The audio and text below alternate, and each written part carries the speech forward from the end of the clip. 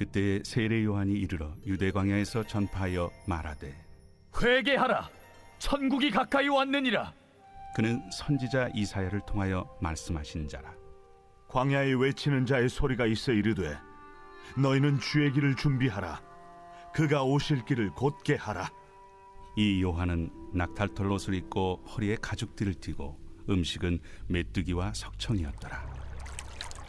이때 예루살렘과 온 유대와 요단강 사방에서 다 그에게 나와 자기들의 죄를 자복하고 요단강에서 그에게 세례를 받더니 요한이 많은 바리새인들과 사두개인들이 세례 베푸는 데로 오는 것을 보고 독사의 자식들아, 누가 너희를 가르쳐 임박한 진노를 피하라 하더냐? 그러므로 회개에 합당한 열매를 맺고 속으로 아브라함이 우리 조상이라고 생각하지 말라. 내가 너희에게 이르노니 하나님이 능히 이 돌들로도 아브라함의 자손이 되게 하시리라. 이미 도끼가 나무 뿌리에 놓였으니 좋은 열매를 맺지 아니하는 나무마다 찍혀 불에 던져지리라. 나는 너희로 회개하게 하기 위하여 물로 세례를 베풀거니와 내 뒤에 오시는 이는 나보다 능력이 많으시니 나는 그의 신을 들기도 감당하지 못하겠노라.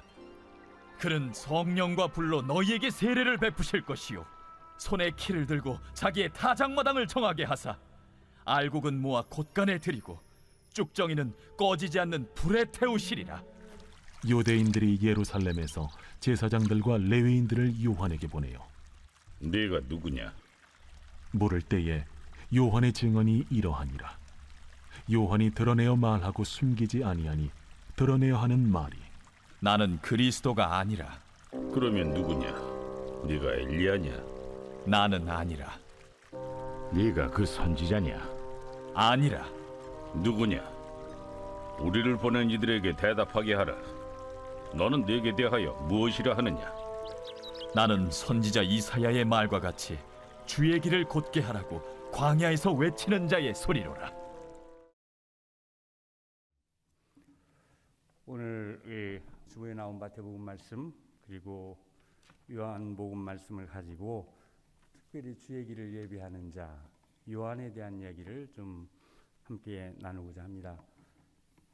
대림절 세 번째 주일을 맡고 있는데 매년마다 그 12월 거의 한 달을 이 대림절로 지키고 있는 거죠. 뭔가 기다림을 새로운 신앙의 언어로 받아서 그것을 가슴에 새기면서 뭔가 새로운 신앙의 힘을 얻기 위해서 우리가 이런 어떤 절기를 세워놨다고 생각합니다. 세상 달력으로 보면 한 해가 이제 끝나고 있기 때문에 뭐 새로운 것을 생각한다기보다는 한 해를 잘 마무리하는 그런 마음으로 가득 차게 되겠지만, 그러나 신앙적으로는 한 해를 잘 마무리하는 것보다 더 중요한 것, 그것이 바로 새로운 것을 마음에 담는 거기 때문에 주님이 우리를 찾아오시는 이 대강절은 그런 의미에서 매우 큰 의미를 갖고 있다고 생각합니다. 특별히 이런 일반적인 이야기보다도 이 대림절이 갖는 더 큰 의미가 있다고 한다면 바로 이 대림절이 우리에게 주는 시간에 대한 새로운 의식 때문입니다. 우리가 이 대림절을 통해서 새롭게 오랫동안 잊어왔던 기다림이라고 하는 어떤 이 시간을 생각하게 되는데, 이 기다림의 시간이라는 것이 주는 아주 큰 의미가 있기 때문에 이 대림절은 우리에게 아주 중요한 의미를 갖는다고 생각합니다. 보통 사람들은 우리가 시간을 어떻게 생각합니까? 과거, 현재, 미래라는 어떤 틀 속에서 시간을 생각하고 있죠. 그런데 놀랍게도 사실은 과거, 현재, 미래라는 이 시간 개념은 사람들이 이야기하는 것처럼 인간이 흐르는 시간에 대해서 기계적인 관계를 설정한 것이라고 합니다. 이 말은 무슨 말이냐 하면은 시간의 의미를 드러낸 말이 아니라 지나간 시간, 과거는, 현재는 지금 있는 시간, 미래는 오는 시간이라는 어떤 의미에서 그런 말을 했다, 그런 얘기죠. 그런데 이런 논리를 더 좀 극단화시키면 지나간 시간은 지나갔기 때문에 없고 오는 시간은 아직 오지 않았기 때문에 없고, 현재를 짚으려고 하면 현재는 지나가기 때문에 또 없는, 그렇게 해서 어떻게 보면 시간은 없는 거나 마찬가지 아니냐, 이런 이야기를 할 수도 있는 그런 의미가 이 시간의 비밀 안에 감춰져 있다, 그런 얘기예요. 근데 우리는 의식하지 않고 오랫동안 그런 시간의 도식 속에서 살아왔기 때문에 우리 시간은 늘 과거에서 현재를 통해서 미래로 흘러가 버리는 걸로 생각을 하고 살고 있는 것이죠. 그런데 주님이 오시고 이 땅에 하나님의 새 역사가 일어나면서 이런 어떤 주님의 오심에 대한 기다림을 새롭게 갖게 된 처음 신앙인들은 이 기다림 안에 엄청난 의미가 숨어 있음을 알게 됐다, 그런 얘기예요. 우리가 흔히 생각하는 과거, 현재, 미래가 아니라 미래, 현재, 과거로 가는 시간을 거꾸로 새롭게 세워서 그 의미를 물었다, 그런 얘기입니다. 특히 이런 맥락에서 아주 많이 이야기가 되는 유명한 성자가 한 분 계십니다. 그분이 바로 성 어거스틴이라고 하는 사람인데, 고백록이라고 하는 책으로도 유명한, 그리고 기독교 역사에서 아마 큰 영향을 끼쳤던 사람 가운데 한 사람이 어거스틴인데, 이 어거스틴은 그래서 바로 이 과거, 현재, 미래로 가는 그런 시간이 아니라 미래, 현재, 과거로 가는 이 시간의 의미를 부여하고자 했다, 그런 얘기예요. 이 굉장히 중요한 의미를 갖습니다. 제가 아마 신학을 공부하는 가운데 많은 이야기를 들었지만 가장 큰 깨달음을 얻었던 대목이 바로 이 시간과 관련된 대목이었습니다. 여러분 생각해 보십시오. 뭔가 시간이 오는 것, 그것을 가장 우선시하면서 그 다음에 그 오는 것 다음에 현재가 어떻고 과거가 어떤 시간이 되는가를 어떤 내용을 담아서 이야기할 수 있다고 한다면 그때 우리의 삶은 새로운 의미를 갖게 되기 때문이죠. 그래서 어거스틴은 이것을 과거는 기억으로 생각해야 되고 현재는 직관으로 바라보아야 하며 미래는 기다림으로 바라봐야 한다. 기대를 가지고 봐야 한다. 그런 얘기를 했습니다.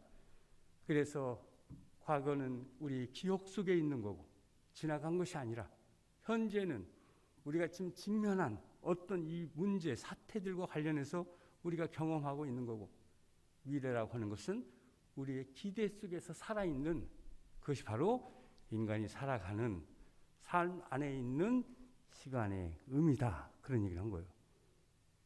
자, 그렇다고 한다면 오늘 우리가 이런 대림절을 지키면서 제가 감히 길을 예비하고 기다리면서 예비하는 그런 어떤 의미를 담아서 이런 제목을 잡은 것도 여기에 그 의미가 있다. 그런 얘기입니다.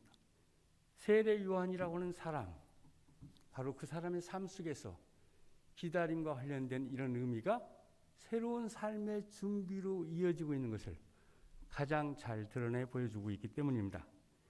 특별히 주님이 오시는 때, 오셨던 때, 그때 세상은 한편에서는 혼란과 혼돈과 갈등으로 가득 차 있었지만 그러나 다른 편에서는 또한 주님의 시간이 새롭게 준비되는 그런 때이기도 했습니다. 말라기 예언이 끝나고 신약 시대가 열리기까지 400년의 시간이 필요했는데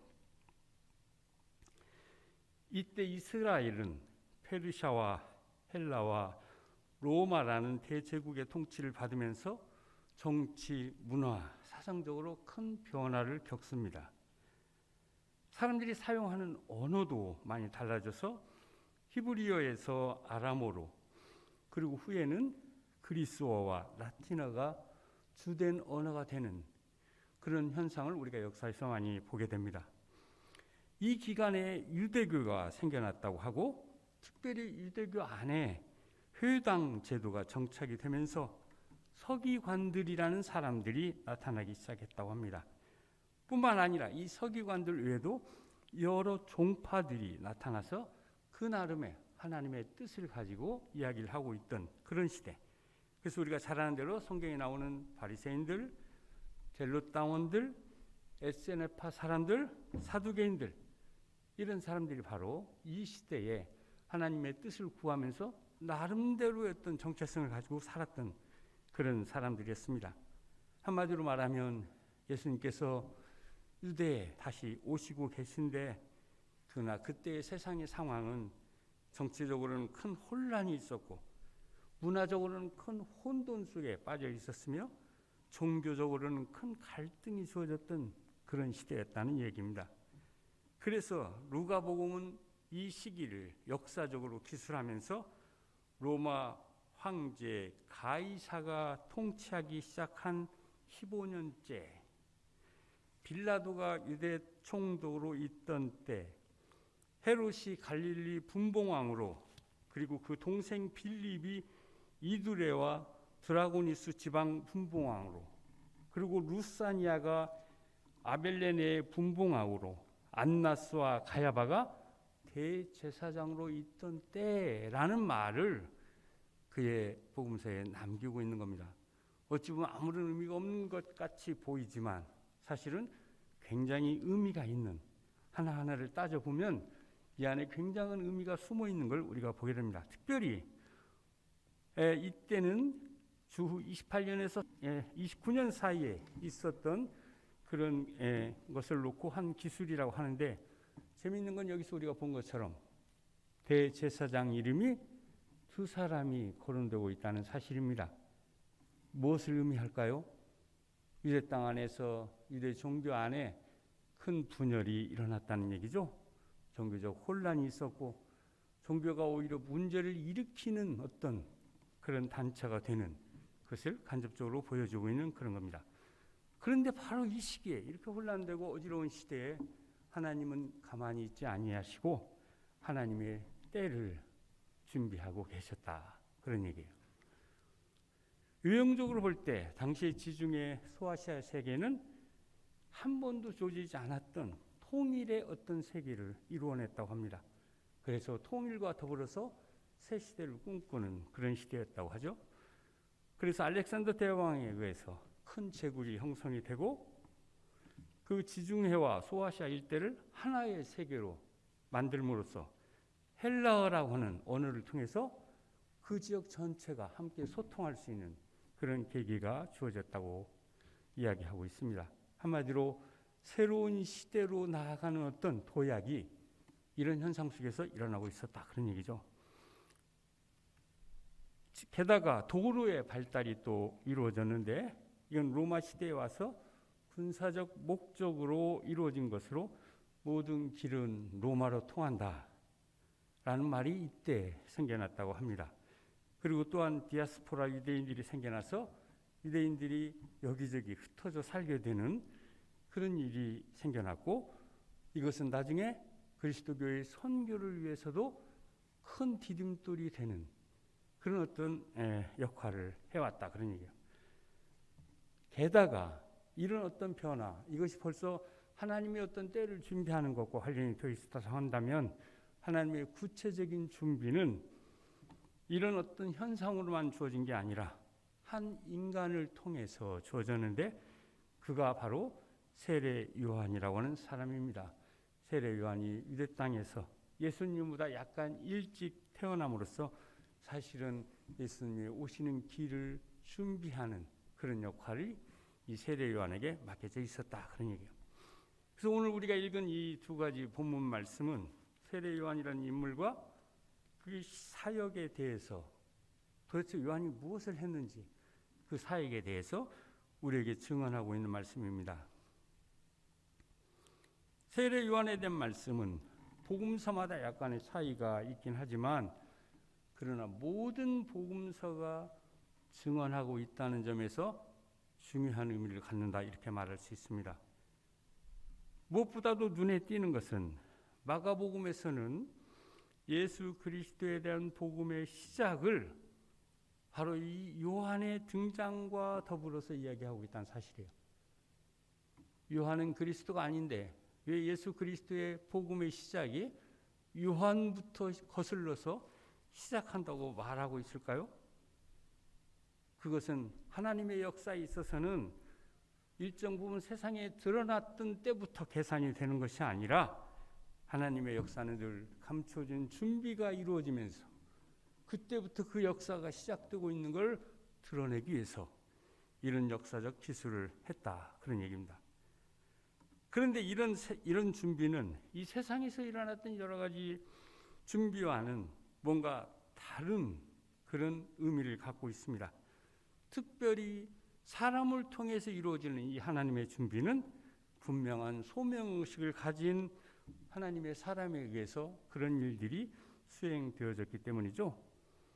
요한이 그 출생과 성장 과정에서부터 특별한 사람으로 부각이 된 것도 바로 이것을 잘 보여줍니다. 특별히 우리가 잘 아는 것처럼 광야에서 성장 과정을 거쳤던 세례요한, 이것은 어느 누구와도 비교할 수 없는 독특한 삶의 시작을 보여주고 있는 거죠. 바로 이런 어떤 훈련된 삶을 통해서 그는 주님의 길을 예비하는 그의 사역을 준비할 수 있었다고 여겨집니다. 그런 점에서 세례요한은 우리 신앙인들이 예수님 다음으로 좀 늘 염두에 두어야 하는 그런 신앙인이 아닌가 생각이 듭니다. 어떤 모범을 그는 우리에게 보여주고 있기 때문이죠. 몇 가지 모범이 우리 눈에 띄입니다. 첫째로 그는 남다른 사람이었죠. 하나님의 뜻을 가리키는 그것만이 아니라 그의 삶을 통해서 그는 더욱더 남다른 인간적인 모습을 드러내고 있습니다. 그가 광야의 사람으로 삶을 살았던 것도 바로 이 때문이었고, 세상 사람들이 쫓아가는 헛된 지식이나 욕망을 따라 살지 않는 올곧은 삶을 살 수 있었던 것도 바로 이 때문이었습니다. 그래서 그는 전혀 화려하거나 복잡하지 않은 가르침을 사람들에게 줄 수 있었고, 어떤 거짓이나 허용도 용납하지 않았습니다.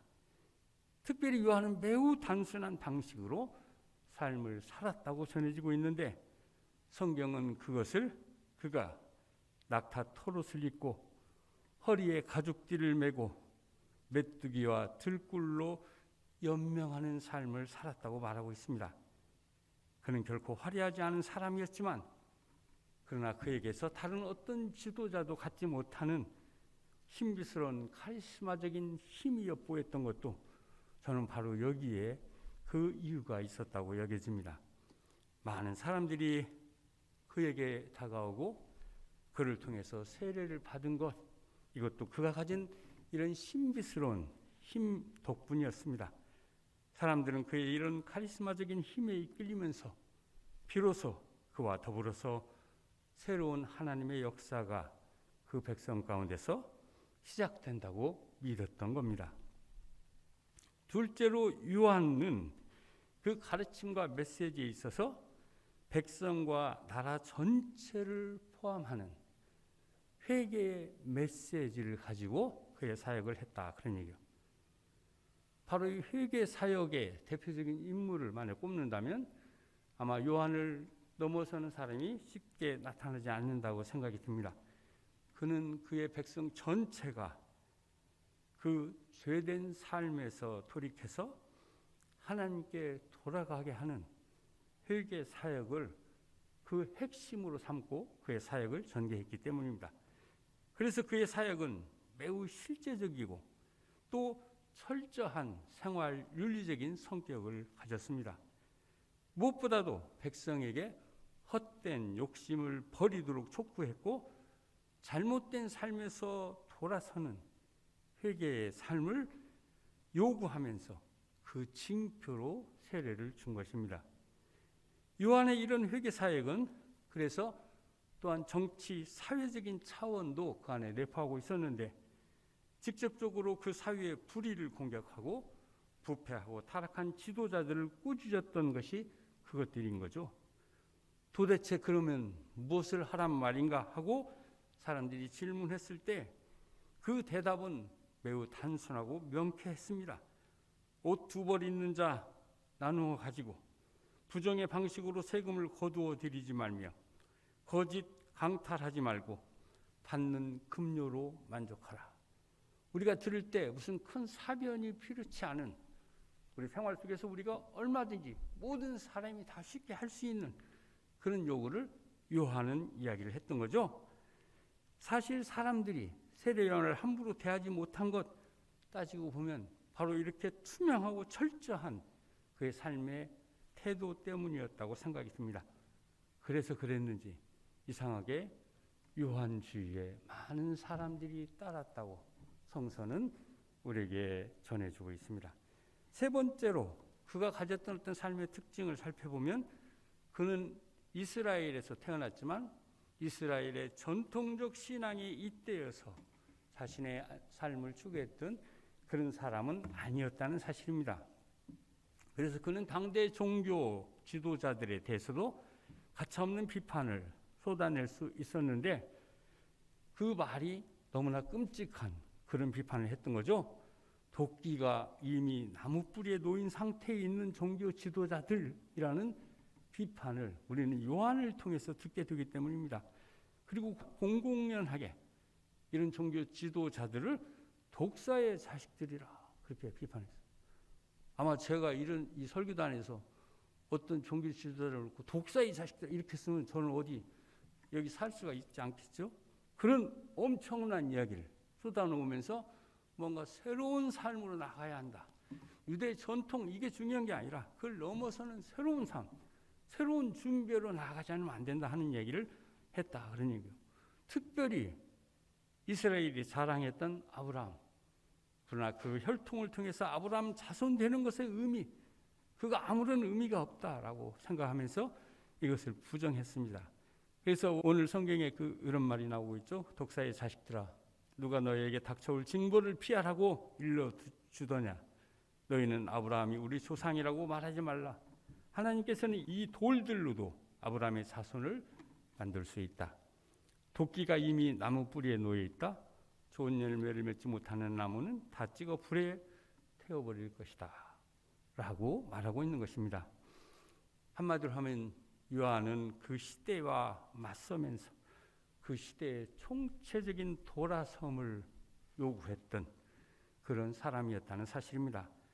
이런 요한의 모습을 보면서 복음서 저자들은 그가 구약의 이사야 선지자가 예언했던 바로 그 사람이 요한이었구나 하는 것을 알아차렸습니다.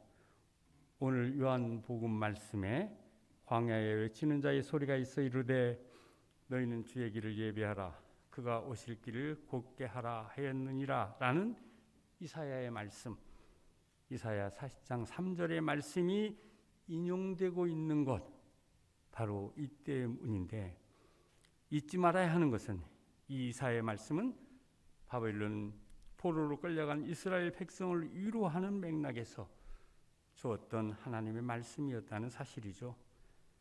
그래서 이 말씀은 포로 생활이라는 고역의 해가 끝났고 죄악은 용서함을 받았으니 이제 새 시대를 준비하라는 메시지를 전제로 하고 있었는데 이것은 모든 사역의 목표가 결국 새로운 시대의 준비에 있다는 것을 얘기했다. 그런 얘기예요. 요한이 저런 엄청난 비판이 누구를 미워하고 누구를 병리시키기 위해서 했던 비판이 아니라 새 시대의 준비로 나아가는 어떤 길을 열기 위해서 저런 비판을 했다. 그런 얘기죠. 그래서 여기서 우리가 보게 되는 것, 그것은 요한의 회개 사역은 곧 새로운 시대를 준비하는 준비 사역과 긴밀한 관련성을 가지고 있었구나 하는 사실을 확인하게 된다. 그런 얘기예요. 그래서 요한의 위대함이 있다고 한다면 저는 바로 그것이 여기에 있다고 생각하는데 회개 사역을 통해서 얻었던 백성의 신망, 그것을 자기 자신의 영예를 위해서 사용하지 않고 오히려 그것을 가지고 주님 오시는 새로운 준비를 위한 사명을 실현하는데 두었다라고 하는데 그 위대함이 있었다. 그런 얘기가. 그는 자기 자신을 새로운 세계를 도래케 하는 데 있어서 단지 하나의 준비자로서의 역할을 하는 것이다.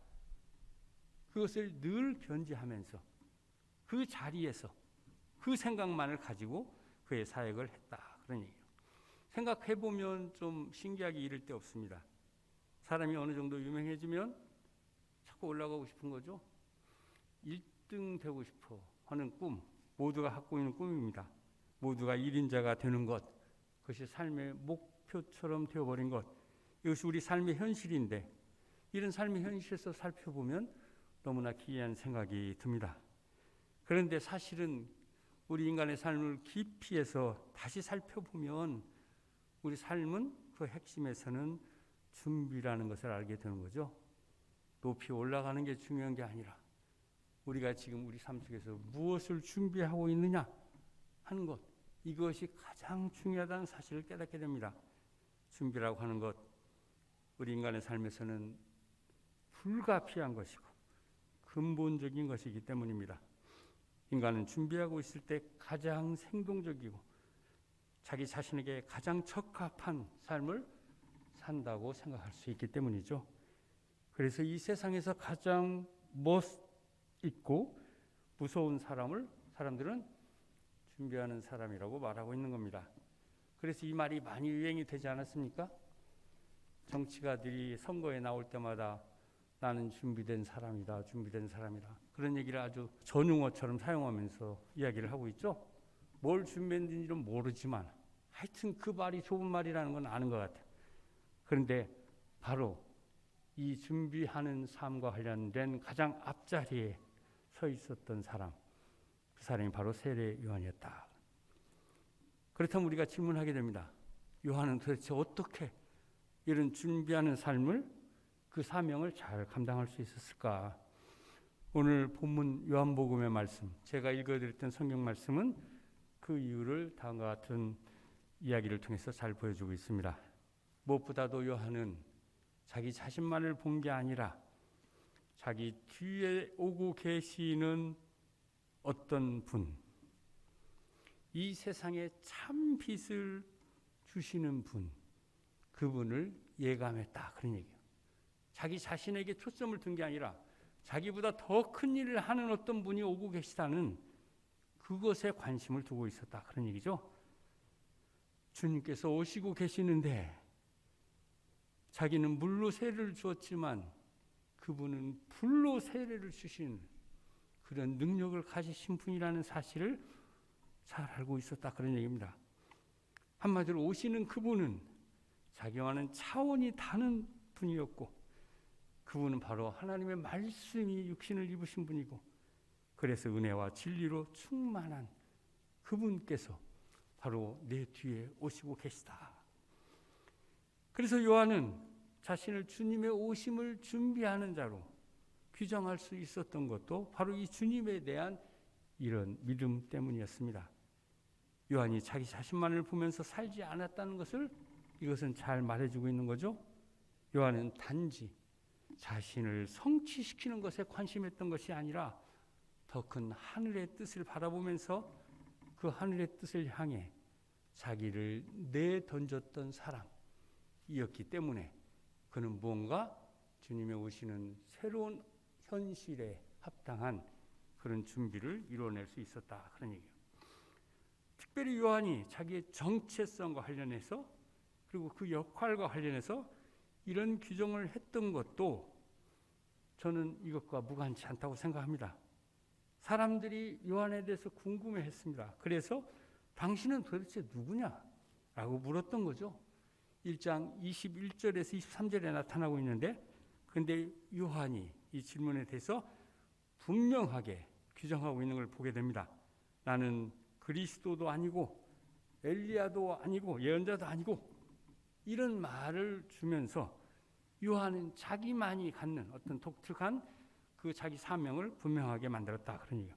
그러면서 주었던 말씀이 뭡니까? 아주 재미있는 표현이죠.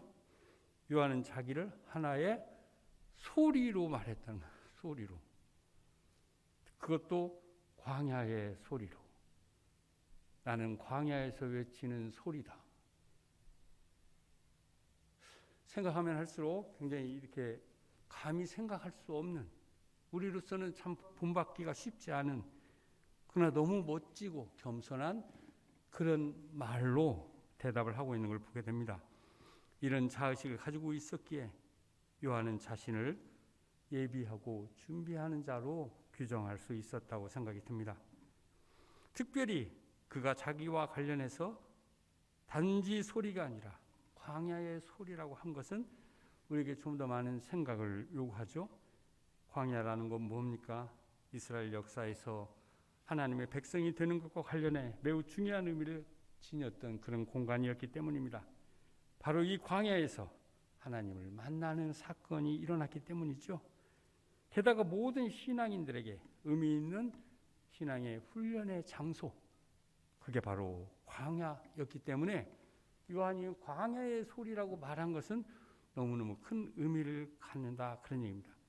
요한이 죽는 날까지 그의 사명을 잘 견디어 나갔던 것, 저는 바로 여기에 그 힘과 흔들리지 않는 비전이 있었기 때문이었다 여겨집니다. 주님께서 이 땅에 오시는 길 결코 준비 없이 되어지지 않았습니다. 하나님 편에서의 준비도 있었고 우리 인간 편에서의 준비도 있었습니다. 세례 요한은 바로 이런 준비하는 인물의 대표적인 사람입니다. 그는 준비만을 위해 산 사람이었지만 그러나 그가 한 일은 결코 작은 일이 아니었습니다. 주님께서 여러 사람을 칭찬하는 그런 일들도 있었지만 특별히 요한에 대해서는 여자가 난 자 중에 가장 큰 자였다라는 칭찬을 한 것도 저는 그 이유가 여기에 있다고 생각합니다. 예수님께서 세례 요한으로부터 직접 세례를 받은 것도 정말 놀라운 일이지만 그 이유가 여기에 있습니다. 그리고 또 예수님께서 그 사역을 시작하신 때가 재밌게도 요한이 사역하던 때 시작한 게 아니라 요한이 옥에 갇힌 다음 요한의 사역이 이제 힘을 발휘하지 못하는 때, 그때 예수님께서 역사에 등장하는 모습을 우리가 보게 되는 거죠. 그래서 여러분 마가복음 보면 예수님이 사역을 시작할 때 요한이 옥에 갇혔다는 소리를 듣고 예수께서 일어나서 말씀하시되 때가 찼다, 하나님 나라를 갖고 왔다, 이런 말씀으로 사역을 시작하고 있는 걸 보게 되는 거죠. 얼마나 요한의 훌륭함을 이렇게 느꼈을까요? 예수님은 요한은 정말 여자가 난 자 가운데 가장 큰 자의 역할을 한 거다라고 여겼기 때문에 이런 이야기들이 복음서에 지금까지도 남아있다고 생각합니다. 그래서 그랬을까요? 복음서 저자들이 큰 혼란을 느낄 수밖에 없었습니다. 도대체 요한은 어떤 카테고리에 집어넣을 수 있는 사람인가를 결정하는 것이 너무나 어려웠던 거죠. 예수님과 더불어서 이제 새 시대가 시작되었는데 구시대의 카테고리에 집어넣어야 하는지 새 시대의 카테고리에 집어넣어야 하는지 너무 어려웠기 때문에 어떤 사람은 새 시대에 집어넣기도 하고 어떤 사람은 구시대의 마지막에 집어넣는 그런 일을 행할 수밖에 없었다, 그런 얘기예요. 이런 맥락에서 보면 세례 요한의 이야기가 오늘 우리에게 주는 교훈이 있죠. 대림절 신앙, 오늘 세 번째 맡고 있는 이 신앙의 의미, 이 기다림의 의미는 결코 한 해의 끝자락에서 이제 한 해를 정리하기 위해서 우리가 갖는 그런 기다림이 아니라는 사실입니다. 우리에게 다시금 새로운 신앙과 삶의 준비를 위해서 다시금 우리로 하여금 주님을 바라보게 하는 절기, 그게 바로 이 대림절의 의미라는 사실입니다. 한 해의 끝자락에서 우리가 다시 마주하게 되는 이 대림절 그리고 성탄절에 세례 요한을 통해 보여준 저 기다리며 준비하는 신앙의 축복, 우리 교우 여러분 모두에게 함께 하길 바라고 뭔가 새로운 어떤 것을 주님과 더불어 함께 준비하면서 크리스마스와 좋은 새해를 맞는 여러분 되시기 바랍니다. 우리 함께 기도하겠습니다. 좋으신 하나님, 한 해를 또 이렇게 보내면서 우리 안에 많은 것들이 회한으로 남아 있습니다. 올곧게 산다고 생각했지만 여러 가지 많은 실수를 거듭했고 또 주님을 바라보면서 우리 안에 새로운 어떤 삶을 이루기에 노력한다고 했지만 너무나 많이 부족했음을 저희는 고백하지 않을 수 없습니다.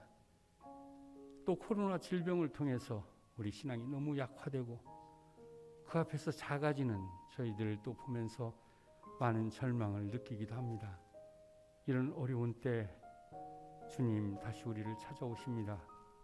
주께서 다시 한번 우리 마음에 오셔서 우리 안에 있는 잘못된 거 다 거두어 주시고 다시 한번 세례요한처럼 주님을 맞는 새로운 기다림의 기쁨으로 새로운 일을 생각하며 준비하는 저희들 되게 해 주옵소서.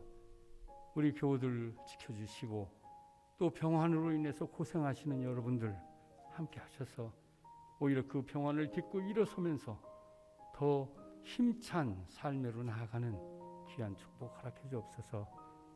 한 해 동안 함께 해주셨던 주님의 큰 은총으로 이제 한 해를 잘 마감하게 하시고 또 새롭게 주어지는 새해를 잘 맞는 저희들 되게 해 주옵소서. 이 모든 말씀 예수님의 이름으로 기도합니다. 아멘.